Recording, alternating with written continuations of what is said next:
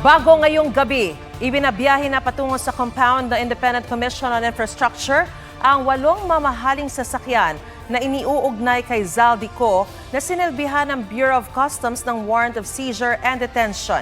Nagkakahalaga ang mga sasakyan ng mahigit 145 million pesos. Ang detalye sa report ni Rafi Tima. Rafi? Maris, nasa ICI na nga itong mga sasakyan na ito, 8 doon sa Siam na nakalista doon sa warrant of seizure and detention. At meron pang dagdag na 5 na mga sasakyan na nakitaan naman ng LTO ng mga spurious documents. 14 yung mga sasakyan na nakitaan ng spurious documents at inialarma sa LTO, pero 5 pa lamang yung nakita ng mga pinagsasabi na puwersa ng BOC, ICI, HPG at ng Southern Police District.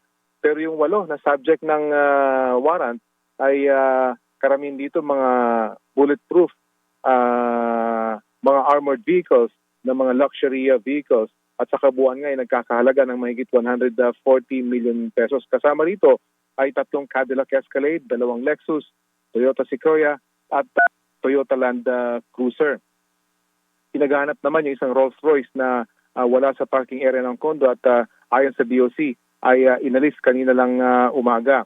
Bukod nga dito ay 15 sasakyan nga yung pinaghahanap pa rin ng LTO dahil nga sa mga spurious documents. Ayon naman sa LTO, yung mga hindi kasama sa warrant at kinuha rin ng LTO ay pwede namang puntahan ng mga nakalistang may-ari kapag may naipakita silang mga kaukulang dokumento para ito ay ma-recover. Pero hanggat wala itong mga dokumentong ito ay mananatili ang mga sasakyan sa may ICI. Kanina ay sinubukan pang pigilan ng nagpakilalang abogado ng kondo yung paglabas ng mga sasakyan, partikular yung mga hindi kasama doon sa warrant of seizure and detention dahil hindi nga raw ito kasama doon sa warrant na inilabas ng korte. Pero ayon sa LTO ay nakaalarma ang mga ito sa LTO kaya naman natanggal din nila o naialis din nila dito sa parking building ng condominium unit dito sa may BGC.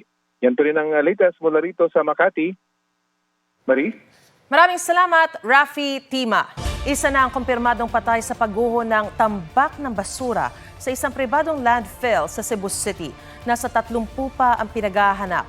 May live report si Luan May Rondina ng GMA Regional TV. Luan?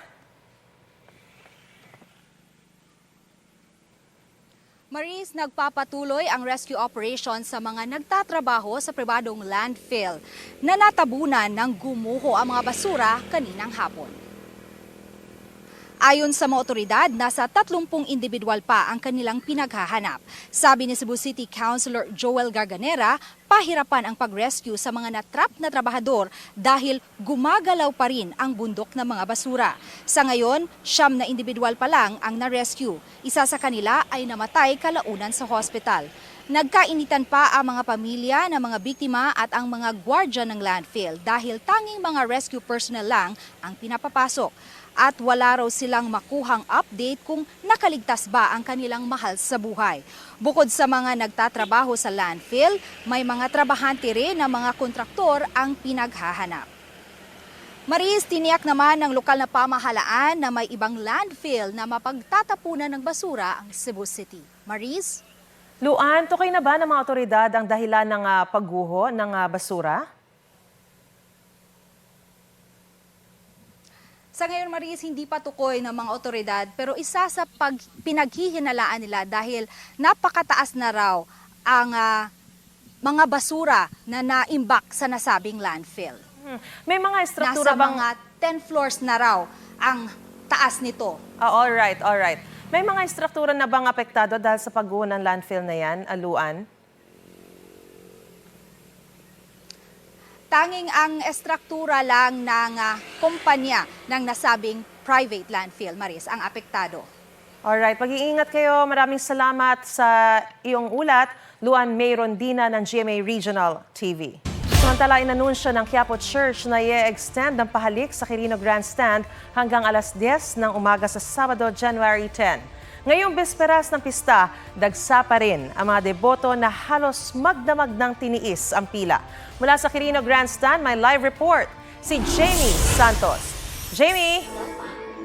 Maris, iba-iba man ang pinanggalingan, iisa ang panalangin ng libo-libong debotong nandito ngayon sa Quirino Grandstand. Pasasalamat at paghingi ng gabay kay Jesus Poong Nazareno para sa anumang hamon ng buhay. Hindi alintana ng maraming deboto ang magdamagang pila para makalapit at makahalik sa imahe ng Poong Nazareno. Nawala po yung pagod ko maghapon. Kasi alas 3 pa lang ng madaling araw, gising na kami kanina. Galing pa kami ng GMA Cavite. Tuwing panata ko sa kanya, humingi ako ng kapatawaran lagi eh. Humingi ako ng kapatawaran sa kanya, yung mga pagkukulang ko. May ilang deboto ring panata na ang paglalakad ng nakayapak bago pa man ang traslasyon. Sabi ko, bigay mo sa akin to, Panginoon. Maglilingkod ako sa iyo hanggat kaya ko. Hanggat kaya ng katawan ko. I'm stage 3 cancer survivor. Hanggat maaari, iwasan naman po natin na magyapak at tayo ay magsapatos dahil marami pong kalat na rin na naka na rin po sa daan. Baka masugatan sila. Pagsapit ang alas 12 ng hating gabi, matapos ang misa mayor, formal nang sisimulan ang traslasyon ng Poong Nazareno. Sa buong magdamag, naka-standby ang mga otoridad, volunteer marshals at medical teams, handang tumugon sa anumang pangangailangan. Sa dami ng deboto, may mga nangangailangan ng atensyong medikal. Bigla lang pong sumuka. Ako nakaramdam po ako ng sakit ng tiyan. Tinitiis ko lang po yung gutom ko kanina. Ano nangyari sa paa po niya? Ma'am, pumutok po. Nagkaroon po ng malaking paltos. Dalawa ang kinailangang itakbo sa ospital dahil na stroke. Mostly hypertension, iba talagang dehydrated, and stroke patients. Natutumba or yung iba hindi nakapagdala ng kanilang mga medication, nakapila pa since morning. Payo sa mga dadalo sa traslasyon, magdala ng pagkain, inumin at mga gamot. At kung maaari pumunta ng may kasama, tinatayang tatagal ng 15 oras ang traslasyon.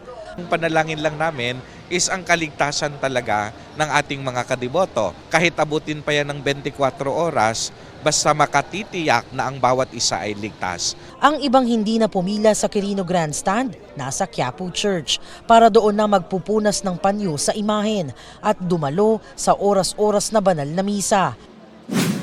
Ang mga tauhan naman ng MMDA muling nagsagawa ng clearing operations sa mga alternatibong ruta. These alternate routes or mabuhay lanes will play a very crucial role when it comes to this upcoming traslasyon. Sa kahabaan ng Mel Lopez Boulevard, isang ambulansya ng barangay ang nasampulan. Sinubukan pang makiusap ni Kap. Dumanaw isang araw andyan yan. Diyan sir, ihatid kasi yung ambulansya sir na tumatakbo si araw-araw. Ngayon sir, maniwala po kayo sir, ngayon ako yung may usap sa inyo. Ihatid po sa Pangasinan yung matanda Simula po. last year ka pa nakikiusap sa akin, Chairman. Pero nato pa rin ang ambulansya. Sa Moriones, Tondo, mga tok-tok namang nakahambalang sa daan. Pinagsasampa sa tow truck yung mga unattended. Ang mga nahuli, nagsusumamo. Pero sorry na lang din daw ayon sa mga otoridad, pagkat pagsasaayos ng daloy pa rin ang prioridad. Maging sa mga probinsya, naghahanda na rin sa prosesyon bukas. Ang Jesus the Nazarene Parish Church sa Barangay Dulag, Binmali, Pangasinan, inilibot na sa iba't ibang barangay ang imahen. Sa St. Joseph Cathedral sa Balangas City, Bataan, sa paghaplos din sa imahen idinaan ng mga deboto ang pagdarasal. Isang imahen ng Poong Jesus Nazareno mula Quiapo ang dinala roon. Mamayang madaling araw din, magsisimula ang traslasyon sa New Lazona Village sa Matina, Davao City. May pahalik din sa Archdiocesan Shrine of the Black Nazarene sa Cagayan de Oro City bago ang traslasyon bukas. Maris, sa gitna ng pagod at mahabang paghihintay, kapansin-pansin nga yung tiyaga at matibay na pananampalataya ng maraming deboto rito. At yan ang latest mula rito sa Quirino Grandstand. Balik sa iyo, Maris. Maraming salamat, Jamie Santos. Nasawi ang angkas ng isang kolong-kolong habang critical naman ang driver nito nang mahagip ng bus sa Pangasinan. Patay rin ang dalawang motorcycle rider matapos silang magkabanggaan at masagasaan ng SUV. Ang mga nahulikam na disgrasya sa report ni Marisol Abduraman. Akmang tatawid ng kalsada ang motorsiklong yan sa barangay Kayanga sa San Fabian, Pangasinan alas 11 kagabi nang biglang salpukin ng isa pang motorsiklo. Parehong umanduse sa kalsada ang mga rider. Ilang sandali pa, may dumating na SUV at nasagasaan silang dalawa. Dinala sa ospital ang mga biktima pero hindi na umabot ng buhay. Ang sakit mo. Siyempre, mar-araw man niya, anak ko ang gaping kakulkulkul to. Mar-araw. Naghahanda ng pulisya ng pagsasampa ng kaso laban sa driver ng SUV na nasa kustudiya na nila. Sinusubukan pa ng GMA Regional TV na makuhanan siya ng pahayag. Dumaos-dos naman sa paahong bahagi ng kalsada ang isang van sa Tuba Benguet. Bumunggo ito sa isang van bago tuluyang bumaliktad. Tumilapon ng mahigit 100 sako ng bigas na karga nito. Nadamay rin ang isang kotse. Sugatan ang driver ng van. Ayon sa pulisya, nagkaproblema sa preno ang van. Nakaladkad naman ng isang bus ang isang kulong-kulong sa kahabaan ng National Highway sa Binalonan, Pangasinan. Mag-overtake sana ang bus nang masapul ang kulong-kulong. Dalawang magkapatid ang sakay ng kulong-kulong na magdi-deliver sana ng panidang karne sa palengke. Dead on arrival ang angkas habang kritikal ang nagmamaneho. Hawak na ng pulisya ang driver ng bus. Marisol Abduraman, nagbabalita para sa GMA Integrated News. Nasagip ang isang sanggol na tinangkang ibenta online ng kanyang menor de edad na ina. May report si June Veneracion.